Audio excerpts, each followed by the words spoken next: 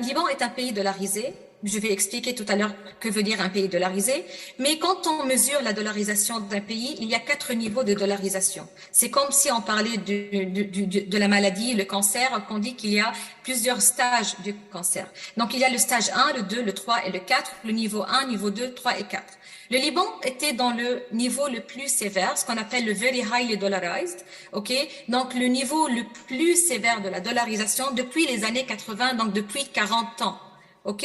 Donc, que veut dire être les pays très dollarisés? Qui sont les pays classés dans la même classification? Donc, classés very highly dollarized. Je vais vous dire les noms des pays. Si je pouvais partager l'écran, vous auriez pu voir à l'œil les noms des pays dans chaque catégorie. Donc, dans la catégorie la plus dangereuse, on avait Équateur, on avait Bolivie, Uruguay, Argentine, Bulgarie, Nicaragua, on a Angola, Cambodge, on a Guinée-Bissau, Zambia, Mozambique et Liban. Donc, Liban fait partie, ok? Le Liban est dollarisé comme ces pays-là. Comme Mozambique, Zambia, Paraguay, comme Angola, il y a aussi un peu moins, il y avait Congo. Donc, ce sont on peut dire, les pires pays, ok, jusqu'à maintenant. Aucun de ces pays, aucun est devenu un pays développé et il a eu un taux de change flottant. Aucun. Le pays qui voulait dire sauf qui peut, le pays qui voulait se sauver, il a changé son régime de change et il a renoncé à sa devise, comme Équateur, comme Bulgarie, ok? Donc, ces pays-là, ils ont renoncé à leur devise pour sauver leur situation. Tous les autres pays n'ont pas pu garder leur devise forte ou bien la confiance en leur devise et n'ont pas pu même avoir un taux de change flottant avec succès. Il y a aussi le niveau qui est très élevé de dollarisation, un peu moins que very highly dollarized. Ok, il y a eu d'autres pays.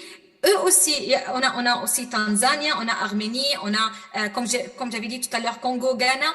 Il y a aussi des pays. Il y a aussi Estonie et El Salvador.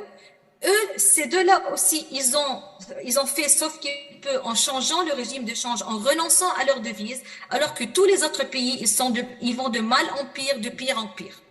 C'est pour vous dire que c'est quoi dollarisation en économie. Et je voudrais dire quelque chose, que tout ce que je dis, il n'y a rien qui sort de mon opinion en tant que Léa Mansour. Tout ça, c'est prouvé économétriquement, prouvé avec des exemples.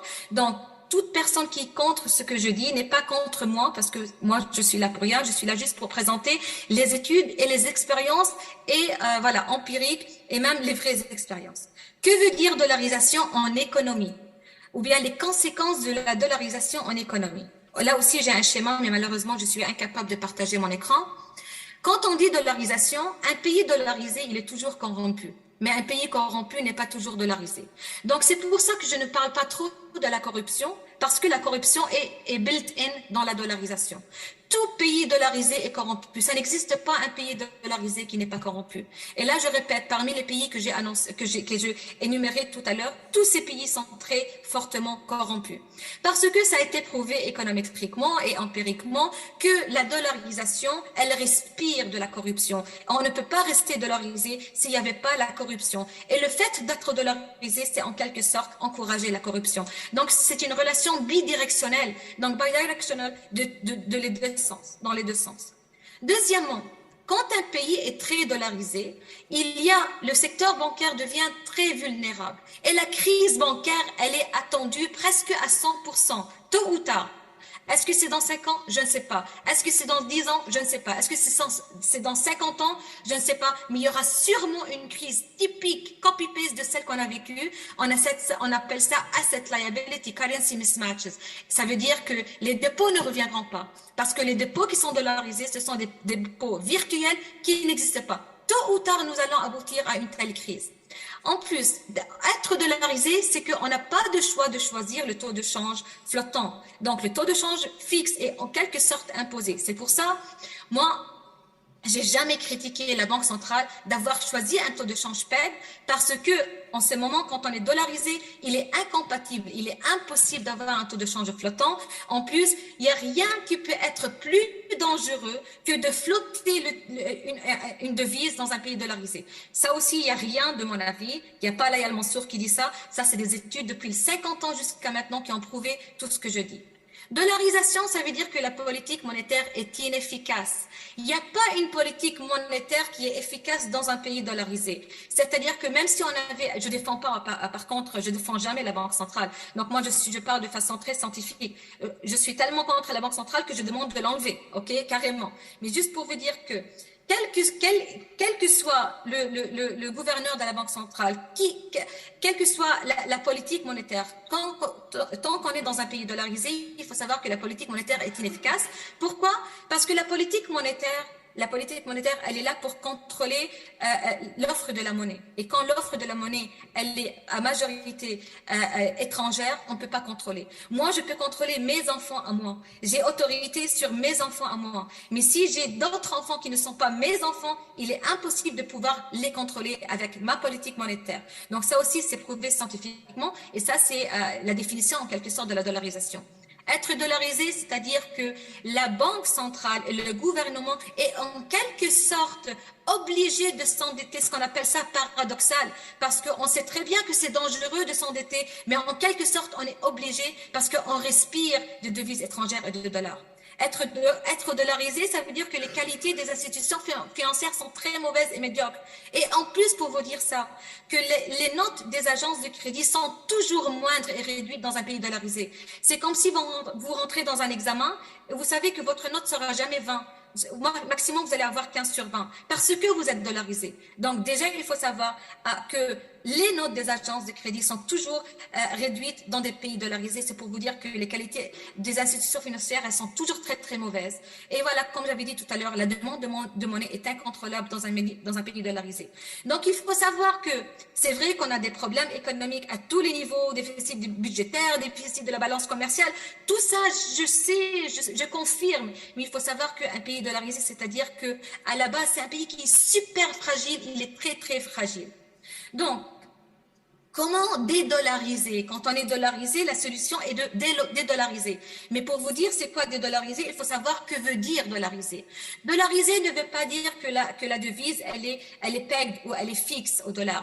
Dollariser, c'est-à-dire qu'on est dans un pays qui utilise plus ou bien qui utilise au moins deux devises, une étrangère et une locale ou bien plusieurs étrangères comme la Turquie par exemple. Donc c'est ça être dollarisé. Dollariser, c'est utiliser plusieurs devises en tant que monnaie nationale.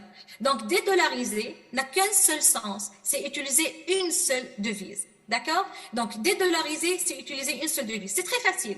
Là aussi, si j'avais la présentation, je vous montrerai les pays et je voudrais aussi vous montrer que presque tous les pays arabes et la majorité des pays arabes, il y a 40 ans, ils étaient dollarisés, mais ils n'étaient pas très, très dollarisés. Ils étaient un peu dollarisés. Donc, dans ce cas-là, quand on est un peu malade, on peut prendre des médicaments. Donc, on peut soulager cette maladie, on peut remédier cette maladie. Comment? Pas avec des restrictions, avec de la loi. C'est comme ça qu'on peut remédier. Donc, presque tous les pays arabes étaient dollarisés. Maintenant, vous allez dans les pays du Golfe, ils étaient tous dollarisés par contre. Tous les pays du Golfe, Égypte, donc ils étaient dollarisés. Mais il y a eu des lois qui empêchent l'utilisation des devises étrangères afin d'encourager l'utilisation de la devise locale. C'est très bien, c'est parfait. Est-ce qu'on peut faire la même chose dans un pays qui est très, très dollarisé? Eh bien, non. Parce qu'il y a des niveaux de dollarisation, comme j'avais dit, et des stages, des stages. Okay? Il y a plusieurs stades, il y a plusieurs niveaux. Quand on atteint un niveau qui est très dollarisé, on atteint l'addiction au dollar. Et il est impossible d'empêcher les citoyens d'utiliser la devise étrangère seulement à partir des lois et des restrictions. Et ça, c'est prouvé aussi. C'est prouvé avec la théorie économique qui a été aussi appliquée au Liban 2 fois. On appelle ça le hysteresis effect. Les économistes tous savent, ça veut dire quoi, hysteresis effect? C'est dans la famille de Ratchet effect. Ratchet effect, c'est connu, c'est quoi?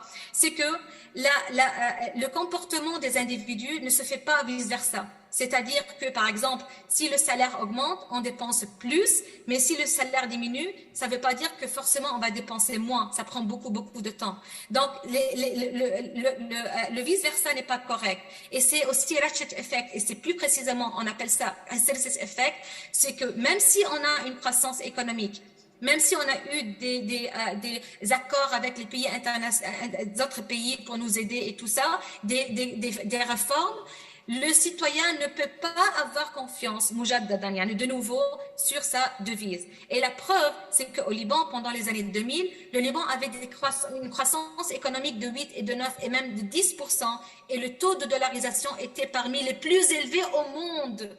C'est pour vous dire que même si on avait une croissance au Liban, même si on avait la paix au Liban, on avait la stabilité au Liban, même si on avait tout le bien au Liban, il y avait des tourismes, il y avait la croissance et tout ça, le Libanais n'était pas capable d'utiliser la devise libanaise. Et ces chiffres-là, je ne les invente pas. Et ça a toujours été parmi les pays les plus dollarisés au monde. Et ça a été même, pour vous dire quelque chose, ça va un peu vous choquer, c'est qu'en 1994, il y a eu une étude, elle est online, vous pouvez la trouver online, elle est ouverte à tout le monde, par le FMI, qui a mesuré le hysteresis effect au Liban. L'article du FMI s'appelle Dollarization in Lebanon. Et ils ont trouvé que le hysteresis effect est bien élevé au Liban. Et ils ont suggéré, il est temps pour le Liban de considérer la dollarisation parfaite, la full dollarization. C'était en 1994. Mais moi, si j'étais adulte à l'époque, et j'étais spécialiste en ça à l'époque, j'aurais pas trop parlé de la dollarisation parfaite parce qu'en général, avant d'aller à cette étape, on essaye le PEG, on essaye le fixe, le taux de change fixe. Donc, on donne la dernière chance, on essaye le taux de change fixe pour des dizaines d'années et en espérant d'améliorer la situation pour changer du taux de change fixe au taux de change flottant. Si jamais on est dollarisé et on a un taux de change fixe et qu'on a aussi perdu en fait le challenge, on n'avait pas pu améliorer l'économie, dans ce cas-là, on n'a pas d'autre choix que de relancer à la devise locale. Parce qu'il est hors de question. Vous avez encore 2 minutes. Oui, il est hors de question de pouvoir restaurer la confiance en une devise nationale qui est très dollarisée après une crise financière. Donc, c'est ce que moi je voulais. Il y a aussi des schémas. Je voulais vous dire qu'il y a plusieurs types, plusieurs familles de taux de change, de régimes de taux de change. Et je voulais aussi vous dire quelque chose. Pour ceux qui appellent au taux de change flottant, je voudrais vous dire que 70% des pays au monde, ils ont un taux de change qui n'est pas flottant. Si on considère que toute l'Europe est un seul pays, parce que c'est l'Union européenne, c'est un seul pays, plus que 70 pays au monde n'ont pas un taux de change flottant. Comment est-ce qu'on peut suggérer un taux de change flottant à un pays sans savoir quels sont les critères avant d'adopter? Même les pays émergents, même la Chine n'a pas un taux de change flottant, même la Chine. Okay? Tous ces pays, ils ont un taux de change de juré flottant, donc on annonce, mais de facto, dans la pratique, ils pratiquent un taux de change fixe. Là aussi, j'ai un schéma, j'ai des pays, j'ai des noms.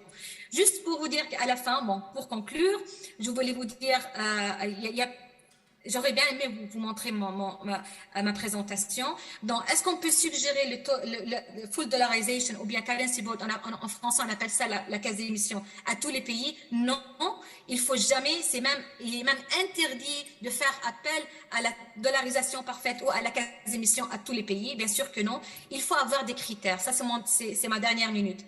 C'est quoi les critères? Il faut être simultanément un pays très dollarisé. Donc, il y en a qui disent 50% et plus, ou bien 60% et plus, donc très dollarisé. Et aussi, on a des problèmes géopolitiques et politiques. Et aussi, le secteur de services sur le PIB, il est supérieur à 60%, plus d'autres problèmes économiques. Donc, si on a les trois critères, il faut aller à la dollarisation parfaite ou il faut aller à la caisse d'émission. Mais s'il y a un critère qui manque, on ne peut pas suggérer la dollarisation parfaite. J'ai aussi un schéma qui vous montre tous les pays qui sont allés à la currency board ou bien à la caisse d'émission, tous, 100% des pays, ils ont le secteur des services sur PIB supérieur à 61% et ils ont la dollarisation supérieure à 50 et 60%. Tous, sans exception. Et pour vous dire le dernier mot, il n'y a pas un seul pays au monde, depuis 50 ans, depuis qu'on a eu le nouveau système monétaire, depuis 1973 jusqu'à maintenant, il n'y a pas un seul pays au monde dollarisé qui a pu avoir un régime de change flottant avec succès. Il n'y a même pas un seul exemple au monde. Voilà, je conclue. Merci. Pour commencer, des réformes au Liban, je suis avec toutes les solutions économiques, tous sont corrects, mais il faut commencer par renoncer à la livre libanaise. Je sais que c'est très dur, mais c'est la réalité scientifique et la vraie réalité, ce qui a été prouvé. Toutes les autres choses concernant le régime de change au Liban n'ont pas été prouvées scientifiquement, ni avec des exemples similaires. Merci. Merci.